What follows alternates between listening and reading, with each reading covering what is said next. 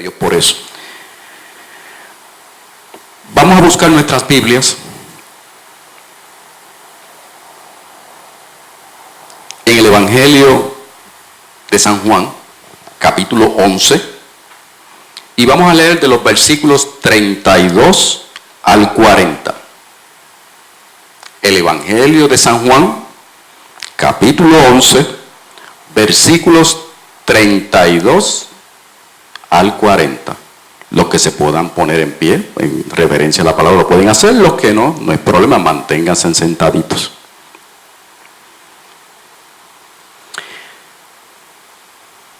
Muy bien. Amén, amén. Salud a la hermana Gloria. Y la palabra dice en el nombre del Padre, del Hijo y del Espíritu Santo. Amén. María, cuando llegó a donde estaba Jesús, al verle, se postró a sus pies, diciéndole: Señor, si hubiese estado aquí, no habría muerto mi hermano. Jesús entonces, al verla llorando, y a los judíos que la acompañaban también llorando, se estremeció en espíritu y se conmovió. Y dijo: ¿Dónde le pusiste? Le dijeron: Señor, ven y ve. Jesús lloró. Dijeron entonces los judíos: mirad cómo le amaba. Y algunos de ellos dijeron: ¿no podía este que abrió los ojos al ciego haber hecho también que Lázaro no muriera? Jesús, profundamente conmovido, otra vez vino al sepulcro. Era una cueva y tenía una piedra puesta encima. Dijo Jesús: quitad la piedra. Marta, la hermana del que había muerto, le dijo: Señor, hiede ya, porque es de 4 días. Jesús le dijo: ¿no te he dicho que si crees verás la gloria de Dios? Pueden sentarse, hermanos. Alabado sea su nombre. Gloria a Dios. Luego de haber repasado todos los evangelios que describen el caminar de Jesús en el área de Galilea, podemos identificar un sinnúmero de milagros y experiencias transformadoras en aquel lugar. Entre los milagros que ejerció en su ministerio, él devuelve la vida a varias personas. En este caso, a 3 personas documentadas en los evangelios, sin incluir su resurrección. Cuando leemos estas 3 narraciones bíblicas, les tengo que decir que las mujeres ocupan un sitial protagónico en todas.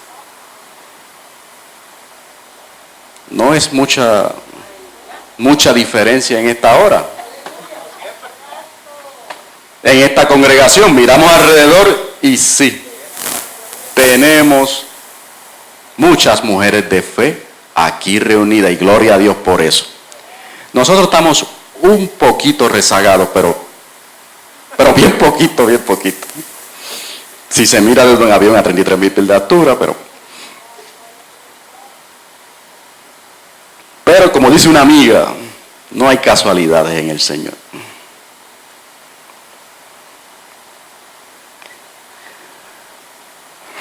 Alabado Dios. Ustedes, mujeres de fe, que han escogido acercarse a Jesús, a presenciar el poder extraordinario de Jesús, que tiene la capacidad hasta de superar las fuerzas de la muerte, que en aquel momento eran experiencias finales, definitivas, invencibles e irreversibles. No es muy diferente ahora. Fueron una demostración clara y sin duda del poder divino. El primer relato de resurrección, ustedes lo recordarán, fue la hija de Jairo, que lo pueden ver en Marcos 5. Es significativo, pues se incluye en los 3 evangelios sinópticos, o sea, Mateo, Marcos y Lucas.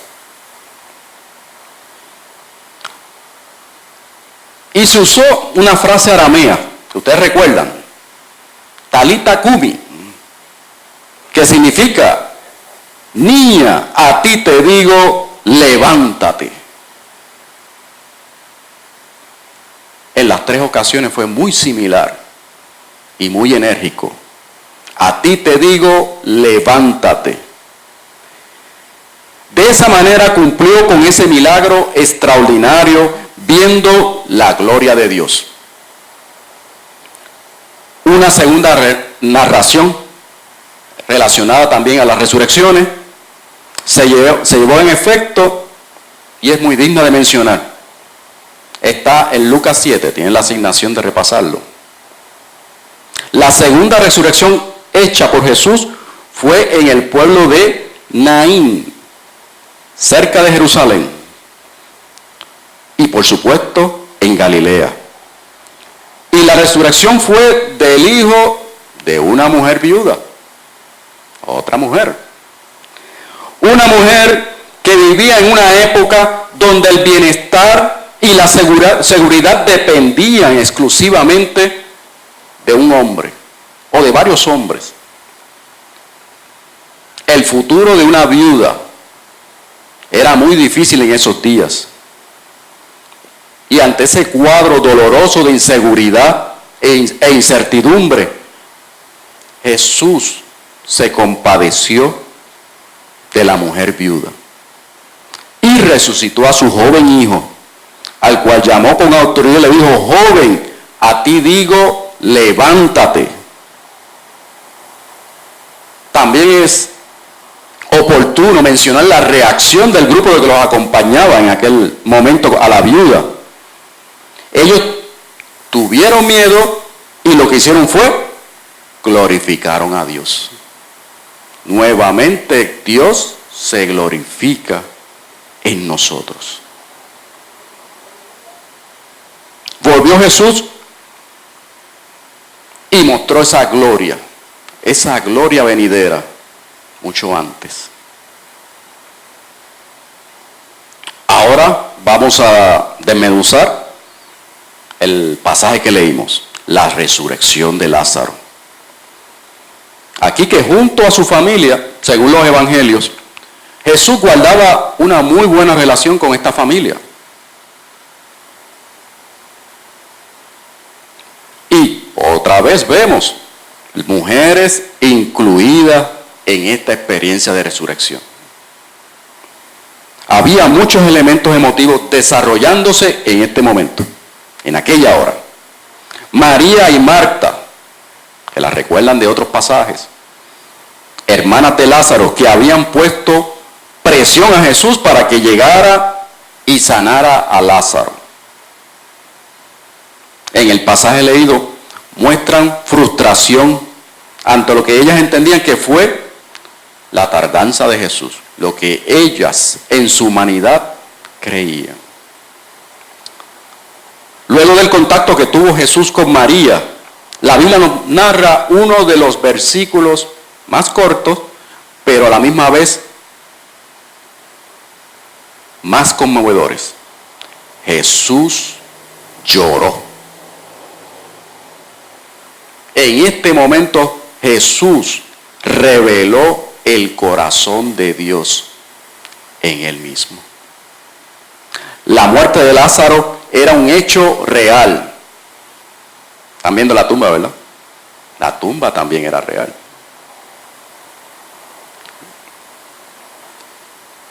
Y Jesús le dice, ¿dónde le pusiste? Le pregunta. Él sabía dónde estaba, pero ¿por qué no fue directamente allá? Podemos pensar eso. ¿Por qué no fue directo? Y simplemente fue porque el Señor quería que esta experiencia fuera no olvidada por todos los que estaban allí presentes. Jesús quería manifestar nuevamente la gloria de Dios, pero de una manera más contundente. También dice el relato que Jesús se estremece en espíritu. y se conmueve. El verbo utilizado en el griego original, recuerden que el Nuevo Testamento fue escrito en griego, usa la palabra embrimaomai, disculpen mi griego, que señala un sentimiento de indignación o disgusto. Aquí indica la reacción interior de Jesús, probablemente porque lo que Jesús estaba viendo era la representación de la muerte.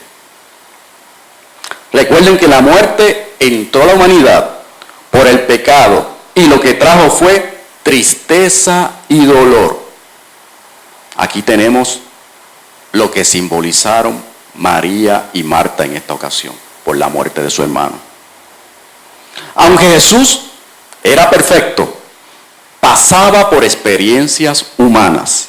Su llanto, su dolor, su amor, el hecho de sentirse conmovido, todo demostraba que era verdaderamente hombre, con emociones propias de los hombres. Como Dios, Jesucristo era poderoso, podía resucitar muertos y vencer el poder de la muerte.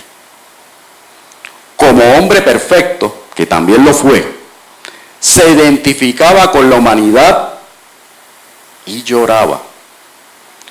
Recuerden que Jesús iba a pasar pronto por una terrible muerte y toda esta escena podría traerlo a la mente y divisar lo que le iba a pasar. Todo esto estaba contenido dentro de Jesús humano. Es importante destacar que Jesús no lloró por desesperación, sin saber qué hacer frente a la muerte. Tampoco lloró creyendo que no lo vería más, porque él sabía muy bien que lo iba a volver a ver en el cielo. Lloró porque era humano y el alma humana se conmueve. Jesús mostró su compasión por sus discípulos en muchas instancias. Él estaba conmovido por todo lo que estaba pasando allí y sintió empatía en el dolor. Él lloró de amor. Pablo nos dice en Romanos, nos pregunta, nos dice, ¿quién nos separará del amor de Dios? En realidad, de Cristo. Y hace una pregunta, la cual yo voy a dar la contestación. Ni tribulación, angustia, persecución, hambre, desnudez, peligro o espada, nada nos puede separar del amor de Dios. ¿Cuántos pueden alabar su nombre por eso? El versículo 35 deja en claro que las lágrimas, el dolor, la tristeza, el quebranto y hasta cierto punto el temor no son contradictorios con la paz, el gozo y la seguridad de la vida eterna. Las lágrimas sí son compatibles, hermanos y hermanas. Es necesario tenerlas y no invalida tu vida espiritual, ni tampoco la degrada. En el momento de llorar a un ser querido o querida que partió de nosotros, dejémosle que las lágrimas enjuaguen nuestro dolor y permitamos que otros también puedan enjuagar su dolor con las lágrimas. El luto es necesario y es muy necesario que todos nosotros pasemos por eso. Nunca evitemos que la gente llore. Pero volviendo a los versículos, quienes fueron testigos de las lágrimas de Jesús tenían opiniones encontradas. Pueden pensar, versículos 36 y 37. Para algunos era una prueba de amistad y de afecto. Esos son los del grupo del 36. Vamos a agruparlos ahí. Otros reconocían el poder de Dios al recordar que había visto sanar un ciego, pero no podían entender los caminos divinos y en cierto sentido muestran incredulidad. Ese es el grupo del 37, 36 y 37. Los primeros estaban identificados como allegados, que en momentos difíciles los vemos al lado nuestro, dándonos un abrazo que necesitamos con muchas ansias. Son aquellos queridos y queridas que hacen la pesada carga más liviana. Por todos ellos el Señor les tiene compasión, porque de esa manera ellos y ellas continúan el ministerio de Cristo en la tierra. Iglesia, que el Señor siempre nos vea en ese grupo, en el grupo del 36, en el grupo que tiene compasión y misericordia por los que le rodean, hermanos. Sin embargo, el grupo del versículo 37 no está en la misma sintonía. No está con la misma mente. Este grupo de personas que representan la maldad habitada en la humanidad. Sí, digo la maldad habitada porque la palabra claramente nos dice que a través de Pablo, que nuestra lucha no es contra sangre ni carne, sino contra principados, contra potestades, contra los gobernantes de las tinieblas de este siglo. O sea, contra el enemigo, que no tenemos que darle gloria aquí ni hablar mucho de él. Estas personas se hicieron la pregunta ancestral de muchas generaciones. ¿Cómo es que Jesús puede amar tanto y dejar que esto suceda? Nosotros nos hemos hecho esa pregunta. El problema, por supuesto, no es de Jesús. Las personas no entienden muchas veces que la naturaleza del mundo es la caída y las tribulaciones y la prueba y la corrupción, el sufrimiento, el dolor, la muerte, o sea, el infierno. Podemos relacionar el mundo con todos sus atributos con la ruta hacia el infierno. Y todo esto es por el debido al egoísmo y al pecado. No amemos al mundo, hermanos y hermanas, no. No hay nada que buscar. No hay nada allá que nos pueda traer esa paz. No hay nada allá que nos pueda traer la felicidad verdadera. Pero sí, las pruebas en las enfermedades, como describió la hermana Ketsi ahorita en su testimonio, pueden ser una oportunidad para que Dios haga una gran obra, para que Dios se glorifique en esas situaciones y podamos ser testigos y testificar grandes cosas que el Señor tiene para nosotros en nuestra vida. Alabado Dios. Pablo en la primera de Corintios lo explica clarito. Y lo voy a leer así. Así también es la resurrección de los muertos. Se siembra en corrupción, resucitará en incorrupción. Se siembra en deshonra, resucitará en gloria. Se siembra en debilidad, resucitará en poder. Se siembra en cuerpo animal, resucitará cuerpo animal. Hay cuerpo animal y hay cuerpo espiritual. O sea, hermanos, estamos dirigidos a buscar la espiritualidad en nosotros o estamos dirigidos a buscar la carnalidad. ¿Cuál es la diferencia? La ruta que trazamos. Como decíamos el viernes, la gruta hacia un lugar. Una nos dirige al cielo y la otra a otro lugar. En el versículo 38 continúa Jesús demostrando su compasión por la familia de Lázaro y todos los allegados que estaban allí en solidaridad.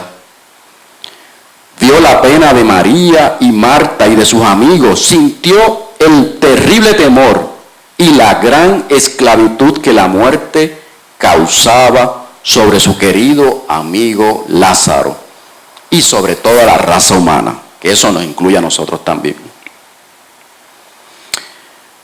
Y su propia muerte, que más adelante iba a ver que era terrible, iba a ser terrible, y era en unos pocos días. Sintió las emociones tanto de compasión como de enojo, de lástima y de indignación. Se estremeció internamente sintiendo un amor intenso por todos los que sufren y un enojo sagrado y no placentero contra la muerte. ¿Pueden imaginarse tanta conmoción dentro de un ser? ¿Nosotros podríamos manejar todo eso? Jesús, como humano, nos dio el ejemplo de cómo manejarlo. Y lo hizo con amor y compasión. Ya habían pasado 4 días.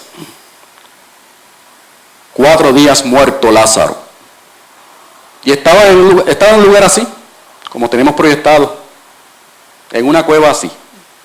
Claro, añadiéndole una piedra al frente. Y estos 4 días eran parte de la obra de glorificación de Dios. Eso era necesario. Y le explico. Los 4 días en la tumba alude a la creencia antigua y creencia popular de que el alma de los difuntos abandonaba el cuerpo a los 4 días. Y a los 4 días era cuando comenzaba la descomposición acelerada de los muertos. Lázaro llevaba ya sus 4 días en la tumba, en una verdadera tumba. Y recuerden que María, Marta y Lázaro pues no eran unos ciudadanos pudientes. Recuerden que ellos recibían a Jesús y a todos sus discípulos en su casa, o sea que era una casa grande. No era una casa normal de los que vivían en esa época. Por tanto, la tumba en donde estaba Lázaro era una tumba, ¿se puede decir de rico? Pero, volviendo a Lázaro, como conocen en el relato anterior, estuvo enfermo y débil. Si Lázaro por alguna razón hubiera entrado vivo a esa tumba, ya en 4 días hubiera estado muerto, sin comida, sin atenciones. Dios estaba asegurando que todos los que estaban allí pensaran que estaba muerto. Eso era parte del plan de Dios.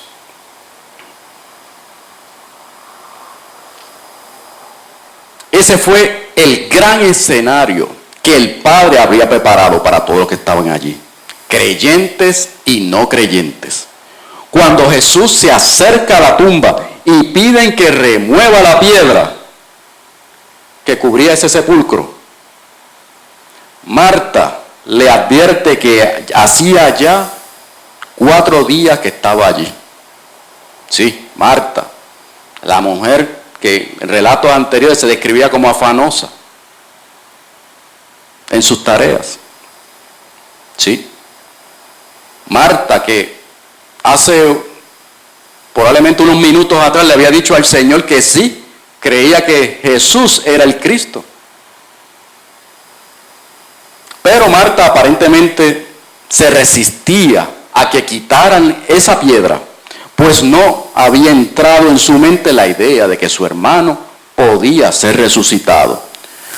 Fue una creyente, Marta, la que se opuso a que Jesús la confrontara, a que Jesús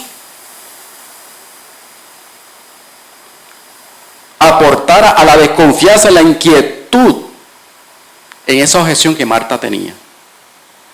Ella no estaba segura de que la acción de Jesús fuera sabia y tuviera los mejores resultados.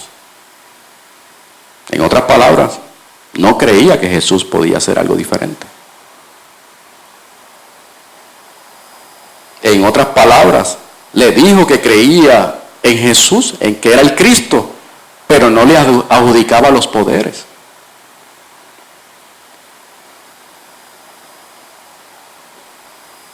Pero reflexionando en Marta, Marta no quería que la situación cambiara. Estaba, como creyente, satisfecha con las cosas como estaban, con Lázaro descansando en paz.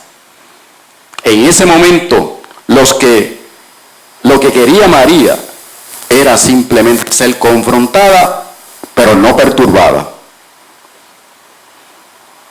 Muchos creyentes quieren dejar las cosas como están, sintiéndose felices así.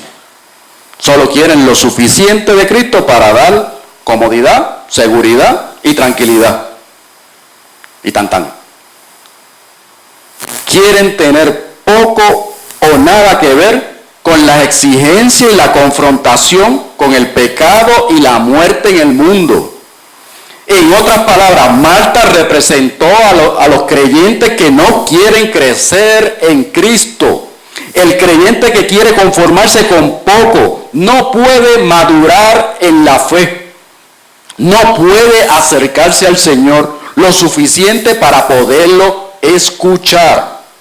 El Cristo de la gloria continúa esperando en la puerta con deseos, con grandes deseos, esperando llenarnos a nosotros, como dice la palabra, con planes de bienestar y no de calamidad, para darnos un futuro y una esperanza. Pero lo pueden buscar en Jeremías. Y en el último versículo leído en este pasaje de hoy, Jesús por su parte vuelve a hablar de la importancia y la consecuencia de la fe. Si Marta creía en lo que Jesús era, en lo que Jesús hizo y en lo que Jesús dijo, ella vería la gloria de Dios. La gran promesa de la fe ilimitada, de descanso. Jesús desafió a Marta a dar ese paso de fe. Jesús quería conquistar aquellas quejas que tenía Marta y dejar al lado todas aquellas objeciones que le había puesto a Jesús. Quería que ella confiara en su juicio y voluntad, en su conocimiento y comprensión, simplemente en su palabra, en lo que él ya le había dicho. Muy sencillamente, él quería que ella descansara en él, que depositara una fe de descanso ilimitada en él. De esa manera, Marta podía ver la gloria de Dios. Mencionamos mucho la gloria de Dios. No la hemos definido, ¿verdad? ¿Y qué es la gloria de Dios? Sencillo, hermanos. La misericordia, el poder de Jesús, el amor y el cuidado que Él tiene por todos nosotros. Recuerden que está vivo y aún aboga por nosotros al Padre. Sin embargo, la promesa se aplica también para esa próxima vida que vamos a tener. Cuán bueno es nuestro Padre, cuán bueno es Dios. La persona que pone descanso en Dios y deja que el Padre actúe a la voluntad, podría ver la gloria de Dios en el tiempo venidero. La veremos personalmente todos los días. ¿Vale la pena creer? ¿Vale la pena conservar la esperanza? En efecto, hermano, sí. Amén, gloria a Dios. Pensé que iba a retumbar esto. Este relato tiene la clara finalidad de incentivar la fe en Jesús y la confianza en un Dios que todo lo puede. Como decíamos el viernes en el culto, se estaba trazando la gruta, en aquel caso era Juan el Bautista, a Cristo. Aquí es Cristo a la salvación nuestra.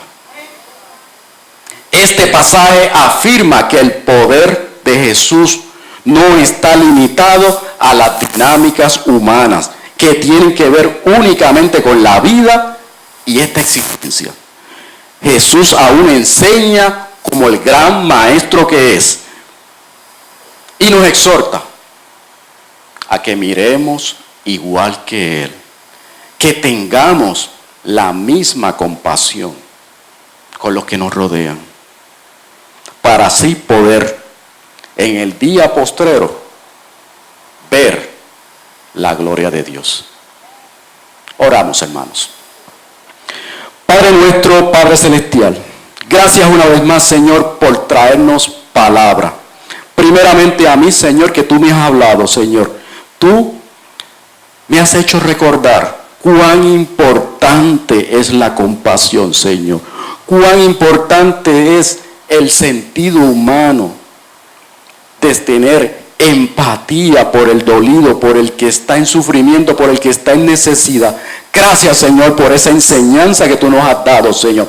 Ahora, Señor, te pedimos perdón, Señor, por cada vez que no hemos podido, Señor, emularte, que no hemos podido, Señor, ser compasivos con todo aquel que lo necesita, Señor. En esta hora te pedimos, Señor, que este mensaje lo podamos llevar muy dentro de nosotros, que donde quiera que vayamos, Señor, podamos pensar en que de alguna manera tu compasión puede ser mostrada en nuestro rostro, Señor, en nuestras palabras, en nuestros actos. Te lo pedimos, te lo rogamos y te lo suplicamos en el dulce nombre del Hijo amado Jesucristo. Amén y amén. Dios les bendiga, hermanos.